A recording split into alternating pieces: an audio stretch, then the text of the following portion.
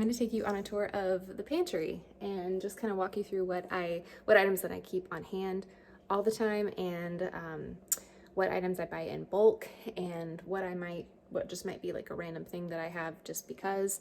But because I keep the pantry pretty much fully stocked all the time, I don't really have to do a lot of meal planning. I can just kind of whip something up, and that's been really helpful, especially with 3 little kids.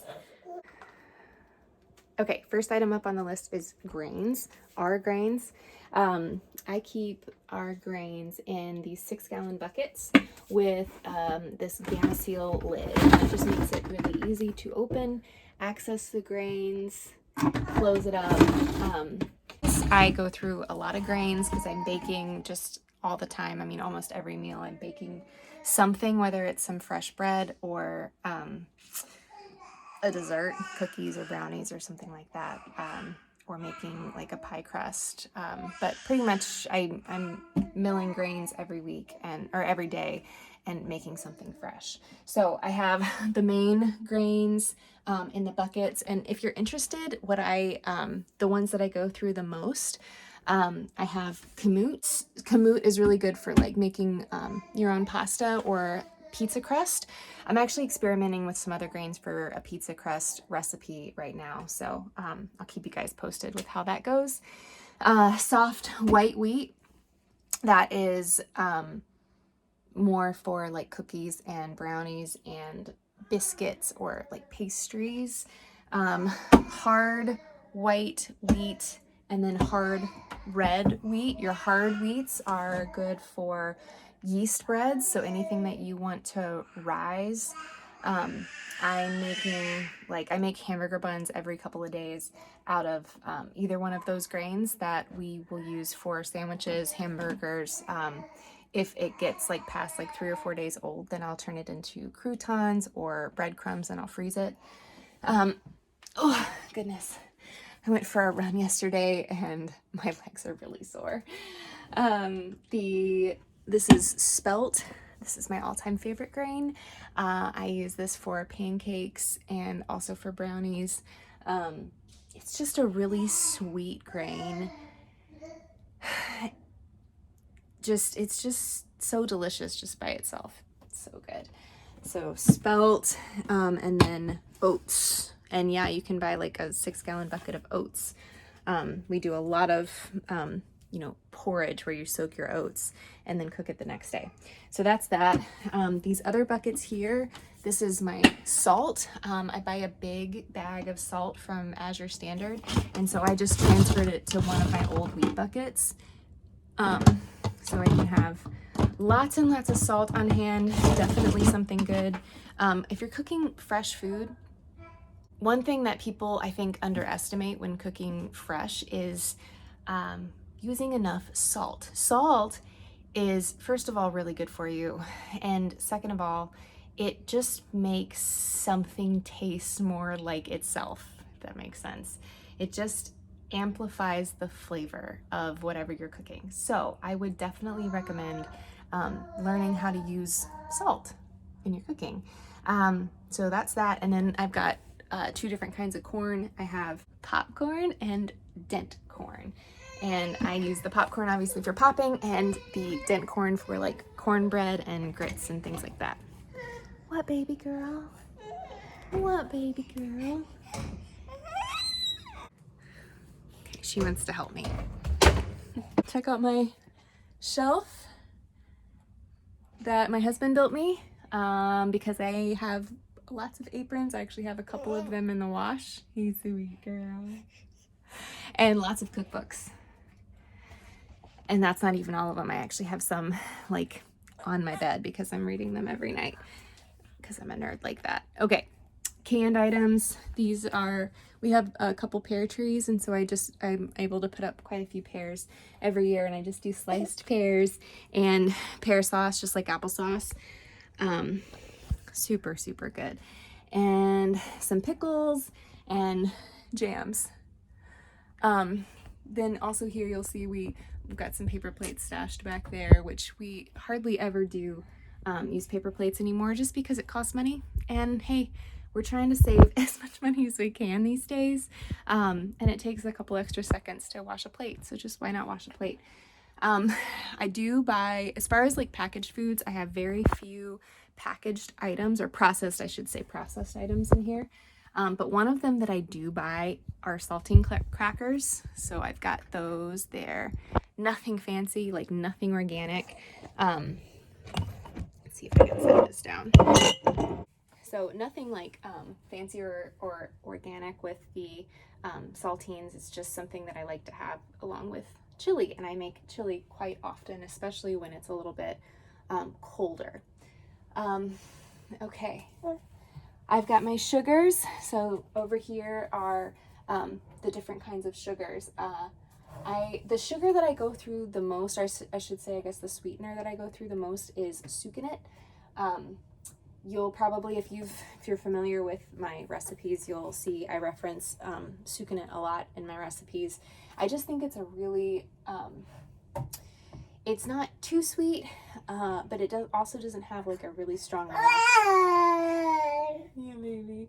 It doesn't have a super strong molasses flavor, but basically it's dried cane sugar with like nothing removed. I believe that's right. So, so the minerals remain intact, and so it does have kind of a molasses flavor. Honey granules is the other one that I keep in stock quite often, and it's just kind of a more mild version of the sucanate. I do have brown sugar for like the occasional time that I need it. I really haven't bought it in a while. In fact, probably not even for a year.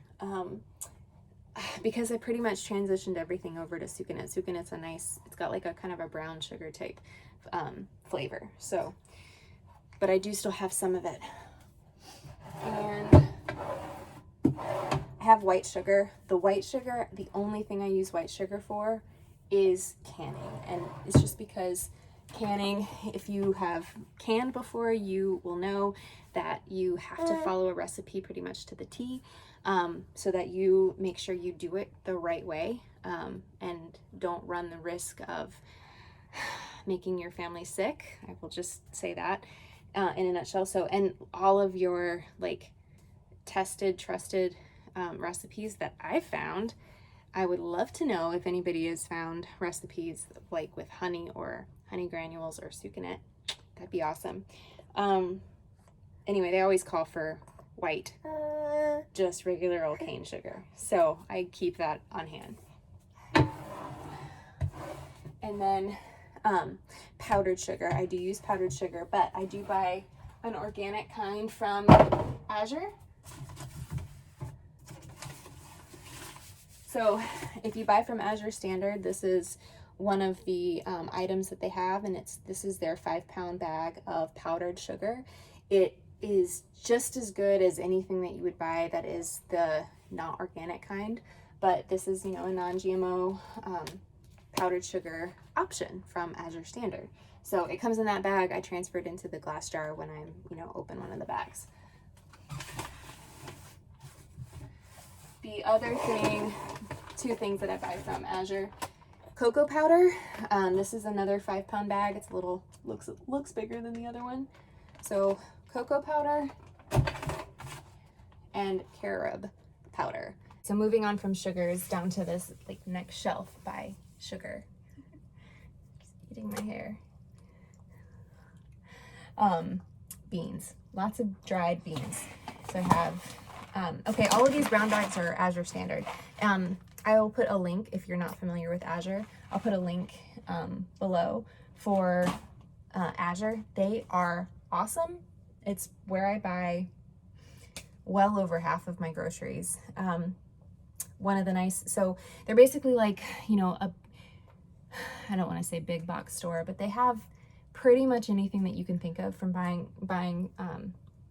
needing to buy from like a big box store. They have, but they have a ton of organic options, and they also have the ability to buy in bulk, which saves you money.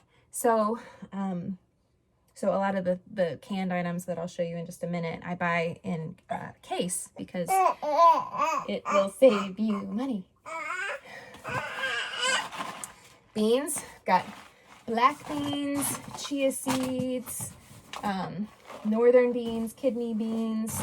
This is just like all like my bean shelf. I also have rice. This, I'm like almost out of my rice. I bought a big, I don't know, 25-pound bag of rice probably that I have already opened, and it's in our second fridge. So I do have that. The second fridge kind of works as an extension of the pantry, you know, slash obviously the fridge. That's really all that's in there. Flaxseed, some millet, lentils, yeah, pinto beans, sorghum.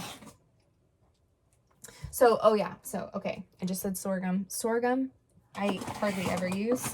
Sorghum is a gluten-free grain, and we aren't gluten-free, so I don't really ever have to use it. I should try to experiment a little bit more with it, but sorghum, and then my other grains that I don't use as much of, I have in these really cute little glass jars. So this is another, buckwheat is another gluten-free grain, and you can touch it, yeah. And so those grains that I don't use as often are barley, buckwheat, durum, einkorn, which I do love, and I tried to buy it in a 6-gallon bucket last time and they were out. But next time I can find it in bulk. I'm definitely going to stock up on einkorn. Then rye is the other one. And I have this pasta in a jar as well. This is one that I use for our hamburger helper that I just really like. So moving on to canned items. Again, almost all of this that you see behind me is what I buy in bulk from Azure. So you don't have to buy in bulk from them, but they have that option and it just makes it cheaper. And especially if you know that you're going to be using it a lot. So a couple things that I always keep us very stocked on. Diced tomatoes. Use that for like, I'll use that for pizza sauce. I'll use it for tomato sauce, like for pasta. Use it in my chili. I use canned tomatoes a lot. Let's see, I've got Rotel. I've had some Rotel on the pantry. This is probably, it's actually expired, yeah, because I never use this. Because here's the thing with cooking fresh or cooking from scratch. This is basically canned tomatoes and green chilies. So why would I not just use a can of green chilies and a can of tomatoes and kind of add more green chilies if I want it or not? I just, it's funny, like the specialty items like this, I buy much less of now because I understand my ingredients a lot better. Okay, I also keep pasta sauce on hand. Tomato paste. Tomato paste is one of those that I buy a case of, and I will use that in a lot of things. I use it to make red rice that I'll put a link below. I have a layer dip recipe that calls for red rice, and I use the tomato paste in that. I also, actually, I'll link all the recipes that I'm mentioning below. Tomato paste I use in our chili and in our beans and rice. And then I already mentioned the green chilies. Those are great for, like, say you have nothing planned for dinner, okay? And you want to make up some tacos. So you just take a pound of ground beef, you use some taco seasoning, open a can of green chilies, throw the green chilies in there with your meat, just let it kind of warm up, and then put it, with some tortillas, and some cheese, maybe some fresh tomatoes, make some tacos. You can also do like a quesadilla like that, or you could do nachos. And for nachos, I do the same thing, ground beef, a can of the green chilies, I'll do black beans and a can of corn and dump all of that in. That really extends the meat, because you're adding those other items in there. And then you can put them on some chips with some cheese and pop it in the oven and then have some fresh nachos. It's so easy. Okay, I've got coconut milk. I won't pull out everything, but I see coconut milk. We use that for ceviche. Mushrooms.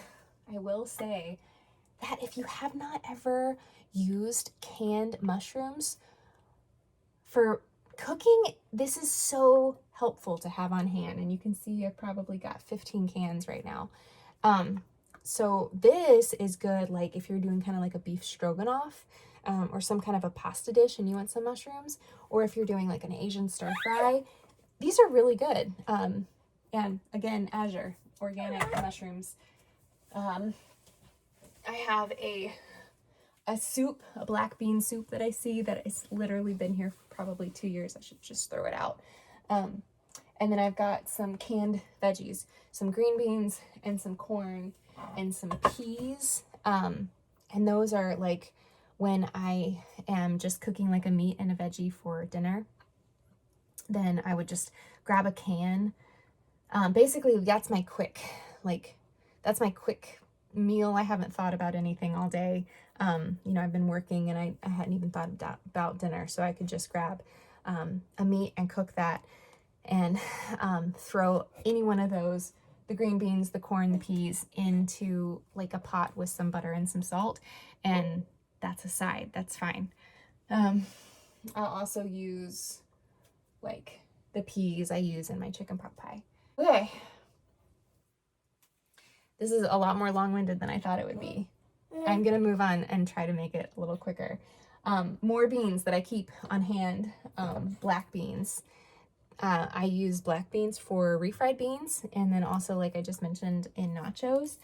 And Great Northern beans and kidney beans, and I'll use those in chili or like, you know, a beans and rice meal.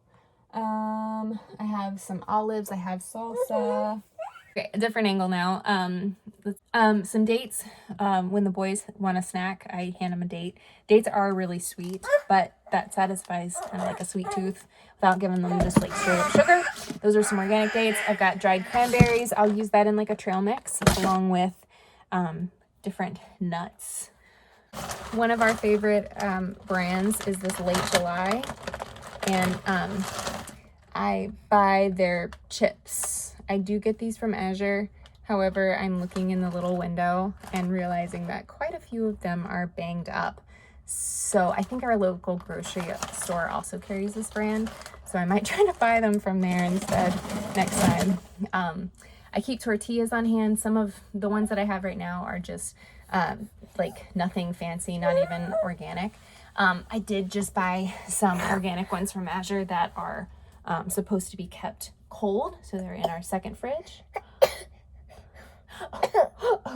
But I keep bags of tortilla chips on hand because that's a quick, easy dinner. I also keep tortillas, again, just really easy dinner. Masa flour. I haven't made my own masa yet, so this is a really good, this is an Azure find. This is a masa flour, but I make homemade corn tortillas when we're doing like carnitas or something for dinner. All right, we're almost done now. I've got different kinds of nuts. I'm looking at cashews and walnuts and pecans. Some of you might say pecans. Almonds and peanuts. The peanuts I use in pad thai, and then the others I'll use in like various baked goods, or making a trail mix or something like that, or putting them in kind of like a granola, but I do it with over like soaked oats so that it's a little bit more digestible. Okay, I also have coconut, shredded coconut. I use this in cookies. Little fun fact, I really don't like coconut, but when I put it in these cookies that I make, that I am working on a recipe to share with you guys, they kind of almost caramelize. The coconut almost caramelizes, and it doesn't taste really anything like coconut anymore. So I don't know, if you're not a coconut fan, that's an option. Some pistachios for pesto. Let's see, there's more raisins. Got some lavender chocolate. Again, Azure. I've got regular chocolate chips, mini chocolate chips. I just bought some white chocolate chips, which is never my go-to, but I figured I would try experimenting with some cookie recipes with that. Some maple syrup, date syrup. Date syrup is super good if you've never tried it. This is again an Azure find. It's not as sweet as like a cane or a maple, but it's still sweet. So if you want something on like pancakes, it's really good. I also use it for that granola that I was talking about. I use that to sweeten it instead of like honey or maple. Okay, almost done. I haven't even shown you my appliances, but I do have a pasta maker that I use. But when I don't make my own pasta, again, I get this from Azure. This brand, it's an organic pasta, and it's just organic durum wheat pasta. And I get different kinds from them. I have a couple of bags of potatoes. We actually have quite a few potatoes in our garden, so I kind of alternate by harvesting the ones that we have, just depending on what time of year it is, and buying some. So potatoes and onions and ginger. I keep quite a bit of ginger on hand. Also find that from Azure. Ginger is really good if you need to make like a healing tea. Cut up a piece of ginger with some garlic and some lemon and honey, and just kind of let that simmer and drink that if you like got a cold coming on. That's very healing.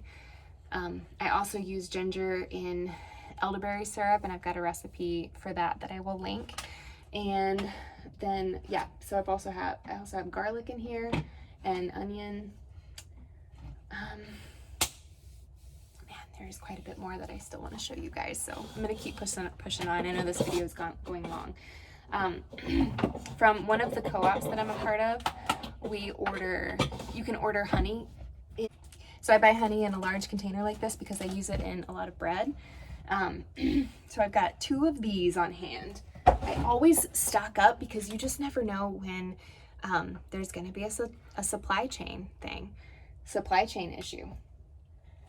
Buy that, and then the other thing that I buy from that same co-op is this olive oil. This is Cretan olive oil, and it is delicious. This is their smaller tin, and they also sell a larger tin, but I've got this one is pretty new. I just opened it, and then I've got 2 more on hand, and I've got 1 in our co-op order for this month. Really, really delicious olive oil. I've got overstock items, so I keep our spices. I'll show you my spice rack. I keep our spices up on the wall so they're visible, and then I've got things that are overstock. So I like if I'm starting to get low, if I'm starting to get low on any of our spices, then I just make sure that I buy it next time. I just write it down and buy it either in our co-op order or next time I'm at the store.